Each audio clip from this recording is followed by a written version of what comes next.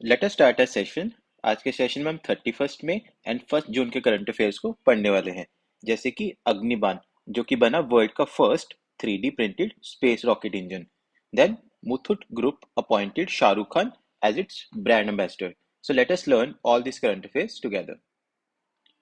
First is Agnikul Cosmos Agniban, world's first 3D printed space rocket engine. So Chennai-based startup Agnikul Cosmos, एक Chennai-based startup है, has achieved a remarkable feat by successfully launching the world's first space rocket with a single piece 3D printed engine. तो इस engine का नाम है अग्निबाण और ये बना वर्ल्ड का first 3D printed space rocket engine. With this achievement, Agnikul Cosmos became the second Indian private company to launch its own rocket into space. तो Agnikul Cosmos second private company बना इंडिया से जो जिन्होंने अपनी रॉकेट स्पेस में launch की। इससे पहले हैदराबाद की कंपनी है Skyroot Aerospace. Hyderabad based startup Skyroot Aerospace, इसने विक्रम एस रॉकेट को लॉन्च किया था इसरो के लॉन्च पैड से। तो फर्स्ट कंपनी कौन सी थी? Skyroot Aerospace. And second company कौन सी बनी? Agnikul Cosmos. But first 3D printed engine इनका ही है। अग्निकुल कॉस्मोस का first 3D printed space rocket engine, ये वर्ल्ड का पहला इंजन है अग्निबाण। तो ये भी फैक्ट हमें याद रखना है। Additionally, Agnikul designed and developed India's first privately built rocket launchpad धनुष। इसके अलावा इंडिया का पहला private built rocket launch pad Dhanush कहाँ पे लोकेटेड है? इसरो के श्री सतीश धवन स्पेस सेंटर श्रीहरिकोटा में ये first privately built rocket launch pad है धनुष बाय अग्निकुल कॉस्मोस। तो फर्स्ट फैक्ट याद रखना है कि वर्ल्ड का first 3D printed space rocket engine है अग्निबाण और ये बनी second Indian private company. First Indian private company थी स्काई रूट एरोस्पेस जिनकी रॉकेट का नाम था विक्रम एस रॉकेट। और फर्स्ट रॉकेट लॉन्च पैड कौन सा है? Dhanush by Agnikul Cosmos. Kaza TFCA summit concludes in Zambia. The Kavango Zambezi Trans-Frontier Conservation Area Summit took place in Livingston, Zambia. तो फर्स्ट फैक्ट तो यही हो गया कि ये समिट कहाँ हुआ था? काजा TFCA समिट हुआ था जैम्बिया में, लिविंगस्टन जैम्बिया। जैम्बिया के यहाँ पे हम देख सकते हैं, this is Zambia. Representatives from Angola, Angola यहाँ पे है, Botswana, Namibia, Zambia and Zimbabwe met at this meeting for 5 days। तो ये 5 कंट्रीज के रिप्रेजेंटेटिव्स इन 5 कंट्रीज के Angola, Zambia, Namibia, Botswana and Zimbabwe के रिप्रेजेंटेटिव 5 दिन के लिए मिले थे फ्रॉम 27 मई to May 31। The Kaza conservation area is made up of these countries and is known for having a lot of wildlife, including the world's largest population of elephants. So this is a summit for conservation of elephants and wildlife. The main goal of the Kaza TFCA summit was to look at how far the conservation area has come since it was first set up and how it has grown। तो इसका main goal है कि इस conservation area को देखना कि ये कहाँ तक ग्रो हो चुका है और इसकी क्या प्रोग्रेस है। सो ये भी हमें याद रखना है। This is a Kaza TFCA summit for conservation area of this 5 countries. तो ये 5 कंट्रीज के कंजर्वेशन एरिया पे ये समिट बना है। India successfully test anti radiation missile Rudram 2। The Defense Research and Development Organization DRDO successfully flight tested the Rudram 2 air-to-surface missile from a Sukhoi 30 Mk1 aircraft off Odisha's coast। तो first fact, Rudram 2 is a air-to-surface missile। Air to surface, यहाँ पे हम देख सकते हैं इसको Sukhoi विमान से टेस्ट फायर किया गया। The test met all objectives, validating its propulsion, control, and guidance systems. This missile is poised to become a vital asset for the Indian Armed Forces, serving as a force multiplier in suppression of Army air defense missions. India assumes chair of Colombo process for 2024-2026। तो India ने assume की chair of Colombo process. अब देखते हैं Colombo process होता क्या है। So India has taken on the chairmanship of the Colombo process for the first time. तो ये फोरम एस्टैब्लिश हुआ था 2003 में। तो अगर आपको एग्जाम में क्वेश्चन है कि कोलंबो प्रोसेस कब एस्टैब्लिश हुआ था, ये एस्टैब्लिश हुआ 2003 में। The Colombo process is a regional consultative forum of 12 member states. तो 12 कंट्रीज का ये रीजनल फोरम है from south and south east Asia, जिसका इंडिया भी एक पार्ट है। focused on the management of overseas employment and protection of migrant workers। तो जो ओवरसीज हमारे यहाँ से दूसरी कंट्रीज में लोग जाते हैं, यूएई जाते हैं, यूएई बहुत लोग जाते हैं हमारे यहाँ से, बहरीन जाते हैं, कुवैत जाते हैं, यूएसए, तो उन पे फोकस करना and protection of migrant workers. तो दूसरा फैक्ट हमें ये याद रखना है कि Colombo process for employment and migrant workers, Colombo process. The Colombo process serves as a platform for member states to share their best practices and policies regarding overseas employment. It is non-binding in nature। अगर आप UPSC या फिर state civil services की preparation कर रहे हैं तो आपको मल्टीपल स्टेटमेंट्स में भी क्वेश्चन आएगा और वहां पे लिखा होगा it is binding in nature, it is non binding in nature. So this process is non binding in nature. Let us see the appointments of the day. First is P. Santosh. So National Asset Reconstruction Company Limited, जिसकी full form है NARCL, ये India का state own bad bank है। State own bad bank has appointed P Santosh as its new managing director and chief executive officer. तो हमें ज़्यादा इसमें detail में नहीं देखना, इसको ज़्यादा डिटेल में हम इकोनॉमी में पढ़ेंगे कि ये बैड बैंक होता क्या है। यहाँ पे हमें ये याद रखना है कि national asset reconstruction company limited, इसका जो न्यू एमडी बने हैं एंड सीईओ बने हैं दैट इज पी संतोष। तो बस इतना ही फैक्टर में अपॉइंटमेंट परस्पेक्टिव से याद रखें। Next is Shahrukh Khan. तो Muthoot Pappachan group, popularly known as Muthoot Blue, इन्होंने शाहरुख खान को अपॉइंट किया है as its new brand ambassador. तो ये भी हमें अपॉइंटमेंट को याद रखना है। तो आज के static GK of the day में हम पढ़ने वाले हैं एसिड्स, बेसिड्स एंड सॉल्ट्स, जो कि हमारे जनरल साइंस का एक बहुत इंपॉर्टेंट टॉपिक है। जनरल साइंस का बहुत इंपॉर्टेंट टॉपिक है। अगर हम एसिड्स की बात करें तो acid is derived from Latin word acidus. तो लैटिन वर्ड एसिडस से डिराइव होता है, जिसका मतलब होता है सॉर, साउर, जिसे हम खट्टा बोलते हैं, खट्टा टेस्ट होता है इसका। और दो टाइप्स के एसिड होते हैं। फर्स्ट इज नेचुरल एसिड्स, जो कि ऑब्टेन किए जाते हैं from natural sources such as fruits and animal product. And second are the mineral acids, जो कि मिनरल्स से प्रिपेयर किए जाते हैं, जो धरती से मिनरल्स निकलते हैं उनसे प्रिपेयर की जाती है। इनको इनऑर्गेनिक एंड स्ट्रॉन्ग भी बोला जाता है, इनऑर्गेनिक एंड स्ट्रॉन्ग। और इनको नेचुरल एसिड्स को बोला जाता है ऑर्गेनिक एंड वीक, बिकॉज ये नेचुरल सोर्सेज से डिराइव होते हैं। अगर हम मिनरल एसिड्स की बात करें तो फर्स्ट इज हाइड्रोक्लोरिक एसिड, जो कि हमारे पेट में गैस्ट्रिक जूसेस के फॉर्म में प्रेजेंट होता है, that are responsible for digestion. So present in our stomach in the form of gastric juices that are responsible for digestion। उसके बाद सल्फ्यूरिक एसिड H2SO4, जो कि लेड स्टोरेज बैटरीज में पाया जाता है। देन नाइट्रिक एसिड HNO3, जो कि फर्टिलाइजर्स की मैन्युफैक्चरिंग में यूज होता है। These are the sources of acid natural, हमारे नेचुरल वाले सोर्सेज हैं।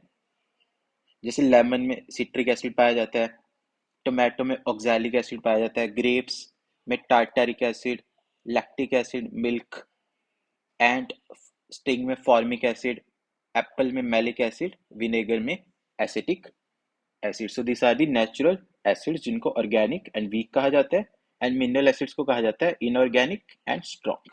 सो this are the mineral acids and these are the natural acids. Lemon में सिट्रिक एसिड, टोमेटो में ऑक्सैलिक एसिड, ग्रेप्स में टार्टारिक एसिड, मिल्क में lactic acid, ant में formic acid, apple malic acid, vinegar में acetic acid. तो ये बहुत important है हमारे लिए, इसको 5 स्टार देना है हमें। काफी एग्जाम्स में ये चीजें पूछी जाती है और मैच द कॉलम आता है, ये आप इसको मैच कीजिए। एक साइड पे आपको दे देंगे मिल्क, लेमन, टोमेटो, और कॉरेस्पॉन्डिंग आपको पहचानना है कि कौन से प्रोडक्ट में कौन सा एसिड है। Next are the bases. So bases are derived from Latin word बास, जिसका मतलब होता है बिटर। इसको हम कड़वा भी बोल सकते हैं, कड़वा, इसका टेस्ट होता है कड़वा और इसकी फील होती है सोपी, जिसे साबुन की फील होती है, तो ऐसी इसका बेसिस की फील होती है। अगर हम बेसिस की एग्जांपल्स की बात करें तो first is sodium hydroxide. Sodium hydroxide, जिसे कास्टिक सोडा भी कहा जाता है। तो इसके सिंपल नेम भी याद रखना है, जिसे हम कॉमन नेम्स बोलते हैं, कॉमन नेम भी याद रखना है, साइंटिफिक नेम भी याद रखना है। सोडियम हाइड्रोक्साइड को बोलते हैं कास्टिक सोडा, NaOH, जिसको सोप्स में यूज किया जाता है। देन पोटेशियम हाइड्रोक्साइड, जिसको कास्टिक पोटैश कहा जाता है, KOH, ये भी सोप मेकिंग में यूज किया जाता है। देन कैल्शियम हाइड्रोक्साइड, जिसे स्लेक्ट, लाइम और चूना कहा जाता है, स्लेक्ट, लाइम और चूना, CaOH ट्वाइस। तो ये है बेसिस की एग्जाम्पल। यहाँ पे एक नोट करने वाली बात है कि water soluble bases are called alkalis. तो एक टर्म होती है एल्कलीस। तो जो भी बेसिस पानी में पूरी तरह डिसॉल्व हो जाते हैं उन्हें एल्कलीस कहा जाता है। Water soluble bases are called alkalis and these are also alkalis. जो हमने एग्जांपल्स पढ़ी हैं, these are the examples of alkalis also. ये पानी में पूरी तरह डिसॉल्व हो सकते हैं। Next are the salts. Salts are the compounds formed by the neutralization reaction between acids and bases. For example, sodium chloride. अगर हम HCl लें and base लें, sodium hydroxide, hydrochloric acid and sodium hydroxide, तो यहाँ से निकलेगा H positive and Cl negative, यहाँ से निकलेगा Na positive and OH negative. जब दोनों को मिक्स न्यूट्रलाइजेशन रिएक्शन करेंगे तो बनेगा NaCl सॉल्ट प्लस वाटर, बनेगा सोडियम क्लोराइड। तो इंपॉर्टेंट सॉल्ट देखें तो सोडियम हाइड्रोक्साइड एक इंपॉर्टेंट सॉल्ट भी है। Sodium hydroxide is an important salt also that is used to make soaps and detergents. उसके बाद bleaching powder CaOCl twice used to bleach cotton, linen. Then baking soda or sodium hydrogen carbonate NaHCO3 used in baking cakes or antacids or soda acid fire extinguishers. तो baking soda और sodium hydrogen carbonate ये या तो cakes को bake करने के लिए use होता है या फिर एंटासिड्स या फिर सोडा एसिड फायर एक्सटिंग्विशर्स में यूज होता है। देन वॉशिंग सोडा और सोडियम कार्बोनेट Na2CO3.10H2, इन दोनों में कंफ्यूज नहीं होना। बेकिंग सोडा और वॉशिंग सोडे का हमें साइंटिफिक नेम भी याद होना चाहिए। बेकिंग सोडा को बोलते हैं sodium hydrogen carbonate, washing soda को बोलते हैं सोडियम कार्बोनेट, जो कि यूज होता है glass, soap and paper making industry में। Then plaster of Paris CaSO4.12H2O, ये तो काफी बार पूछा गया एग्जाम्स पे, तो इसका तो हमें ये भी फॉर्मूला भी याद रखना है जो कि फॉल्स सीलिंग्स में यूज होता है। पीओपी जिसे हम बोलते हैं, शॉर्ट में बोलते हैं पीओपी, CaSO4.12H2O। तो अगर हम लिटमस पेपर की बात करें, सो this is a natural indicator. ये एक नेचुरल इंडिकेटर है जो हमें बताता है कि जो चीज हम टेस्ट कर रहे हैं इज एसिड और बेस। हमने छोट स्कूल्स में देखा होगा कि हम केमिस्ट्री लैब्स में इसको बच्चे यूज करते हैं लिटमस पेपर को to test whether a substance is acid or a base. So this is a acid, ये एक एसिड है और इसमें अगर लिटमस पेपर हम टेस्ट करेंगे, अगर ब्लू लिटमस रेड में टर्न हो गया इसका मतलब ये एक एसिड है, अगर रेड लिटमस ब्लू में टर्न हो गया इसका मतलब ये एक बेस है। तो blue litmus turns red in an acid and red litmus turns blue in an base. तो ये दोनों फैक्ट भी हमें याद रखने हैं। इसी के साथ साथ हमें पीएच स्केल के बारे में भी बताना चाहिए, जो कि एक टूल है for measuring how strong acid और बेस सॉल्यूशंस आर, कि एक एसिड और बेस कितना स्ट्रॉन्ग है। अगर पीएच 7 से कम है इसका मतलब ये एक एसिडिक सॉल्यूशन है, अगर 0 है तो वेरी एसिडिक। अगर पीएच 7 है it means it is neutral, जो कि हमारा पानी होता है वाटर। अगर पीएच 7 से ज्यादा है तो that is a basic solution and अगर 14 है दैट इज वेरी अल्कलाइन, मतलब कंप्लीटली डिसॉल्व हो जाता है वाटर में। हम यहाँ पे एग्जांपल्स भी देख सकते हैं। प्योर वाटर की पीएच होती है 7, जो कि होता है न्यूट्रल, और जो बैटरीज में एसिड होता है उसका पीएच होता है 0, दैट इज वेरी एसिडिक। और देख सकते हैं यहाँ पे अल्कलाइन होता है इसका पीएच 14। और ह्यूमन ब्लड हमें याद रखना है, human blood is somewhere around 8, human blood का पीएच होता है समवेयर अराउंड 8, और बाकी आप खुद से इसको देख सकते हैं। So what is the importance of pH in everyday life? PH की हमारे एवरीडे लाइफ में भी इम्पोर्टेंस है। जैसे कि हमारी बॉडी वर्क करती है विद इन 7 to 7.8 रेंज। हमने लास्ट स्लाइड में देखा कि ब्लड का पीएच 8 के आसपास होता है। Then in digestive system HCl is produced in stomach with which helps in digestion of food। तो हमने एसिड्स में पढ़ा था कि HCl in the form of gastric juices, in the form of gastric juices हमारे स्टमक में present होता है, जो हमें डाइजेशन में हेल्प करता है। अगर ये ज़्यादा हो जाए, इंडाइजेशन हो जाती है, इसके लिए हम एक बेस को यूज़ करते हैं लाइक मिल्क ऑफ मैग्नीशिया। ताकि हम एसिड को बैलेंस कर सकें। देन टूथ डीके में हमारा पीएच फॉल हो जाता है टू 5.5। देन एंट बाइट, जब एंट बाइट करती है तो हम फॉर्मिक एसिड को स्किन में इंजेक्ट करती है। एंट बाइट से फॉर्मिक एसिड हमारी स्किन में इंजेक्ट हो जाता है, इसलिए हम एक base that is moist baking soda को रब करते हैं to neutralise it. Then soil treatment, excessive use of fertilisers makes the soil acidic. अगर हम ज़्यादा फर्टिलाइजर्स यूज करेंगे तो हमारी सॉइल एसिडिक हो जाती है, हेंस ट्रीटेड विद बेसिस। तो बेस के साथ ट्रीट करते हैं like quick lime, calcium oxide, CO और स्लेक लाइम और कैल्शियम हाइड्रोक्साइड। तो इनके साथ हम इसको ट्रीट करते हैं टू बैलेंस। तो हमने यहाँ से सीखा, अगर हमारी बॉडी में जब कहीं भी एसिड ज़्यादा हो जाता है तो उसको न्यूट्रलाइज करने के लिए हम बेस का यूज़ करते हैं, उसको न्यूट्रलाइज करने के लिए हम बेस का यूज़ कर सकते हैं। So that is it for this daily current affair session. Please हमारे चैनल को सब्सक्राइब जरूर कीजिए। Thank you, best wishes for exams. जय हिंद, जय भारत।